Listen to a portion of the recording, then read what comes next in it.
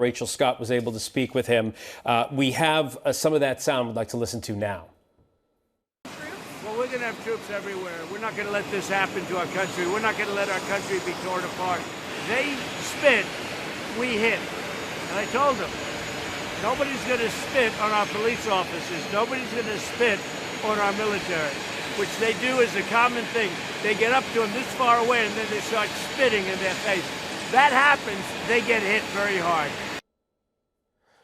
All right, those are strong words from the president. I believe the quote was, "They spit, we hit." I want to bring in Alex Stone right now, who is at our bureau in Los Angeles. Alex, I know you have been in touch with the Los Angeles Police Department, and I want to talk a little bit about how they feel about this. We know they told us they made some arrests last night, but they did not talk about being overwhelmed and needing federal help. And also, joining in the chorus there of saying we don't need the National Guard here is the governor of the state, Gavin Newsom.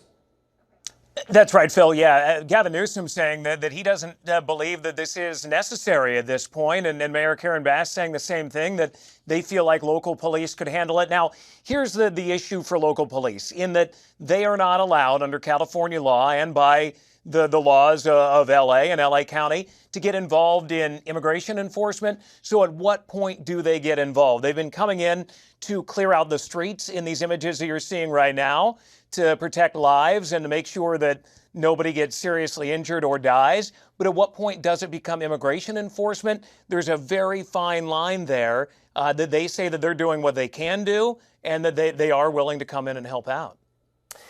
And Alex, I'm wondering, you have been in LA, you have seen protests before. Put this into context for our viewers, because we have been watching this since Friday. And yes, there were arrests, and yes, there's tear gas.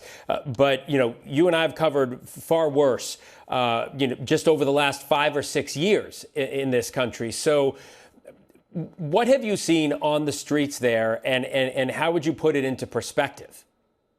This is definitely bigger than what we've seen in the last couple of years, but compared to the George Floyd protests of, 5, 6 years ago, those were much more widespread. Of course, nothing like what we saw in the 90s here in L.A. This is a relatively small area that this is going on. It is the one area that you're seeing right now outside of the federal building in downtown L.A. That is it. There is another march that is going on. There was down in the city of Paramount, maybe half an hour south of downtown. That was a protest yesterday. That was about a block or so. So these are really isolated areas. You can get this image that it is everywhere and all of LA is being impacted. Most of LA where you go, you wouldn't know anything is going on unless you're at these single blocks like what you're seeing right now. All right, Alex, stand by. I want to bring John Cohen back into the conversation. John, I'm going to assume you heard the president's words. If you didn't, I'll just repeat them for you, not mincing any words. The president upset with the protesters, saying if they spit, we hit. Talking about specifically, officers getting spit on. He said that won't be tolerated. If they spit, we hit. Your thoughts on that? Yeah, while I realize the president was never a police officer or a deputy sheriff, what I can say is that as a former police officer, you are trained that you can only use the amount of force commensurate to the force used against you. So someone spitting on you does not justify the use of physical force, whether you hit somebody or hit them with your nightclub or apply physical force that's not commensurate. In these types of situations, the number one priority is from a law enforcement perspective, is for it not to escalate. So those demonstrating who are seeking to cause an escalation and a confrontational interaction with law enforcement will throw things, they'll spit, they'll swear, they'll get up in people's faces. Professional law enforcement officers have been trained to ignore that and to only use force that's necessary.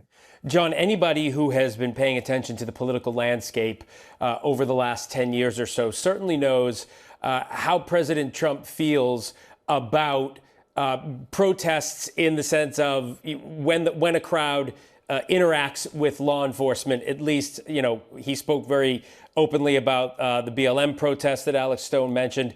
This shouldn't be a surprise to anybody. He has talked about using force on any number of occasions here on domestic soil. But I'm wondering, when does the president ordering the National Guard into a situation like this become an issue that is taken up politically in Washington? Yeah, bringing the military into our communities should be the last resort. I mean, I was a police officer in the Los Angeles area when the Rodney King situation took place, and I had a good deal of friends who I came to Washington, but a number of my friends were still on the job when the riots hit, and they portrayed to me a number of horror stories that occurred when active duty military personnel who were introduced into the area engaged in what I would call riot suppression activities. The bottom line is our military is one of the greatest in the world. It is the greatest in the world, but they're not trained to deal with demonstrations and even violent demonstrations that are occurring on U.S. territory in our communities. And so bringing Marines and active duty military into our cities to quell protests that the local officials say they have under control is a real overreach, and it could potentially escalate the situation into more violence. And the last thing we want are pictures like we saw in the 60s of active duty military personnel harming U.S. citizens. John, you talk about de-escalation, which, you talk to any local law enforcement officers, and they're trained to do that. That's what anybody wants to do in a violent situation, really, is de-escalate it so nobody gets hurt. Is your fear that the introduction of the National Guard, specifically on top of the fact that the governor and the local police department, the LAPD, didn't ask for it, do you think this might bring people out that normally wouldn't have come out in the first place? There's two concerns. One, that you're going to introduce into this environment people who aren't trained to deal with these types of situations of mass unrest, and they will overreact. I mean, I saw some videos earlier of a police officer that, quite frankly, had totally lost control and was running around in circles, beating people with his nightstick. I mean, you want, in these types of situations, which can be very volatile, very confrontational, you want people who are trained, you want people who are even-handed, you want people who know what to expect, you want people who are following command control, you want people in control of these situations and in command of these situations, who are communicating with others who are on scene and who are operating in a unified way. The second thing that concerns me is if you are doing a large-scale activation of the National Guard, you are pulling from police departments and fire departments and other, state and local officials, because those are the people who make up the majority of the National Guard. So on one hand, you may be introducing the National Guard because you think it's going to help stabilize the situation. On the other hand, you may be pulling resources out of the environment in which they could be applied to deal with these situations in an organized, cohesive, and professional manner. All right, and John, as you stay with us, these are some pictures from KABC's Chopper a little earlier on, our station out in Los Angeles, earlier on as these protesters, were marching in the street. From these pictures, it looks relatively calm, and our Matt Gutman is in the middle of this crowd right now, and he says it looks pretty calm right now. I want to go to Alex Stone in our LA bureau. And Alex, if you will, for our viewers who are, tuning in and looking at this, take us back to Friday when this began. How did we get to the point where the president has called in the National Guard? Yeah, so it was Friday morning, Phil, when we got word that there was immigration action that was underway. There really hasn't been a lot here in LA, as we've seen it unfolding in other areas of the country. And that it started at an apparel company, ICE agents, Homeland Security Investigations, FBI, they moved in. There was a big crowd that started to form. And then they moved to another building and another building, another company and another company. And people began blocking them so they could not get out. And it escalated from there, bigger crowds showing up. They tried calling in the LAPD. The LAPD said, well, limited that we can do, that these are legal protests the people are doing. And then it kept growing from there, and we got to where we are today. And the president has made it pretty clear on any number of occasions he's not going to tolerate protesting in the street. So it's not really a surprise that this happened. However, he's now talking about the potential of sending active duty Marines in. What would that look like? Well, I mean, it'd be a whole new ball game. Pete Hegseth floated that yesterday, and then it's been brought up by the Pentagon that is a possibility that active duty Marines would come in, something that we haven't seen in a very long time. Active duty military here in Southern California. And you would get into questions, and John Cohen can address this as well, but communication between the active duty Marines and other law enforcement, rules about engagement, what their roles would be, law enforcement, posse comitatus, and giving them law enforcement ability. Whole lot of questions. It would really, Phil, be ramping things up. All right. And Alex, you mentioned John. Let's bring John back in and ask him that question. John, I'm being told the president is posting on social media that he has directed law enforcement to take all necessary action. Right now, that's the National Guard.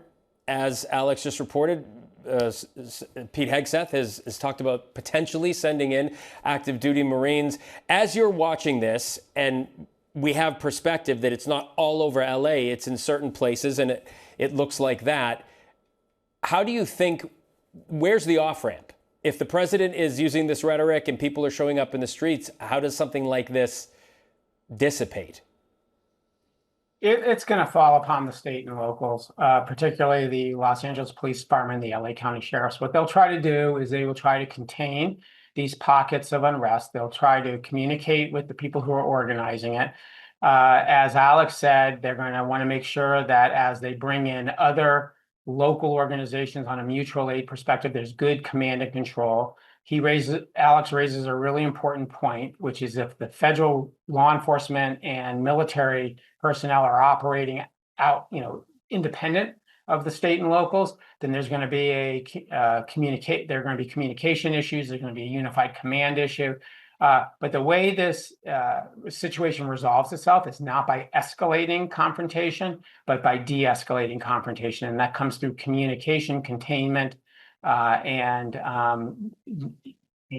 moving out of the scene the people who are causing the problems. All right, John, thank you.